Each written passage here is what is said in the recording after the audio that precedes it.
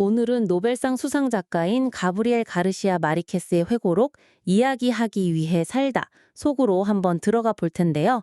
흥미로운 세계입니다.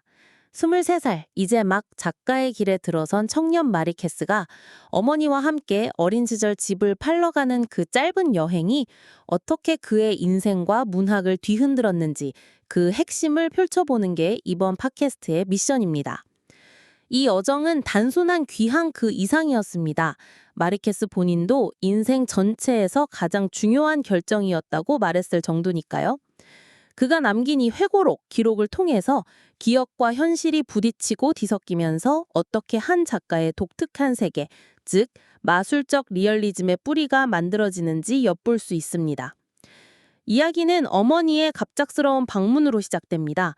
당시 마리케스는 법학 공부는 그만두고 친구들과 문학 잡지를 만들며 동분서주하던, 솔직히 말하면 꽤나 남로한 청년이었어요. 양말도 없이 낡은 샌들을 신고 다녔다고 하니까요. 어머니는 당연히 아들의 장래를 걱정하며 아버지의 깊은 실망감을 전했습니다. 바로 그 지점부터 흥미로운 긴장감이 생깁니다. 어머니는 현실적인 학위를 원했지만 아들은 단호했습니다. 나는 작가가 될 겁니다. 인생에서 원하는 건 작가가 되는 것뿐이고 반드시 될 겁니다. 이런 식이었죠. 그 낡고 삐걱대는 배와 기차 안에서 이 불편한 대화가 계속 이어지는 겁니다. 어머니의 현실적인 불안과 아들의 예술가적 확신이 계속 부딪히는 거죠. 여기서 주목해야 할 점은 이것이 그냥 다툼이 아니라 마르케스가 자신의 소명을 확인해 나가는 과정이라는 것입니다.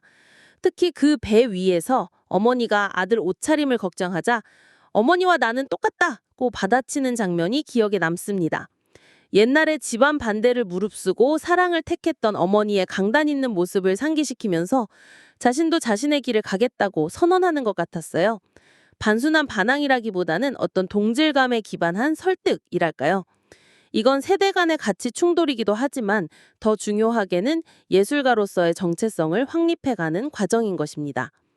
그리고 이 여정은 곧바로 그 정체성을 시험대에 올립니다. 마침내 도착한 고향 아라카타카에서요. 마르케스가 마주한 고향은 기억 속 모습과는 완전히 달랐습니다. 폐허 같았다고 하죠. 한때 바나나 회사 덕분에 번성했던 마을이 완전히 폐허처럼 변해 있었어요. 모든 게 먼지 속에 가라앉은 듯하고 그 숨막히는 더위와 정적만 감도는 간극에서 오는 충격이 그래서도 느껴지더라고요. 모든 것이 기억과 똑같았지만 더 작고 초라했으며 숙명이라는 폭풍에 의해 평평해진 듯했다. 이 묘사는 정말 강렬합니다. 이 쇠락한 현실과의 만남이 단순한 실망을 넘어서 그의 내면을 흔들고 기억을 재구성하게 만드는 일종의 촉매제가 된 것입니다. 여기서 중요한 건 이 폐허 속에서 오히려 문학적 상상력이 싹트기 시작했다는 점입니다. 마콘도라는 이름의 바나나 농장을 지나칠 때 어릴 적부터 그 이름의 시적인 울림에 끌렸다고 고백하는 부분도 참 인상적이었어요. 그 이름이 훗날 그의 소설 속 전설적인 마을 이름이 될 줄이야. 이 여정에서의 재회가 정말 절정적이었던 셈입니다. 그리고 약국의 바르보사 박사와의 만남도 빼놓을 수 없습니다. 어릴 때는 공포의 대상이었던 그 사람이 이제는 쇠백한 마을의 증인이자 예상치 못한 조력자로 등장합니다. 박사가 마르케스의 작가적 소명을 하늘이 내린 선물이라며 지지해 주니까 어머니도 마침내 아들의 길을 인정하게 되잖아요. 얘는 작가가 되고 싶어 해요 라는 어머니의 말에 정말 멋진 미래군요 라고 답하는 그 순간 오랜 갈등이 눈먹듯이 사라지는 정말 극적인 전환점이었죠. 결국 옛집에 도착은 했지만 상태는 거의 무너질 직전이고 복잡한 문제들 때문에 집을 파는 데는 실패합니다. 그랬지만 이게 오히려 신의 한 수였던 것 같아요. 집을 팔지 못함으로써 그 집은 물리적인 공간 이상의 의미, 즉 마르케스의 기억 저장고가 남게 된 것입니다.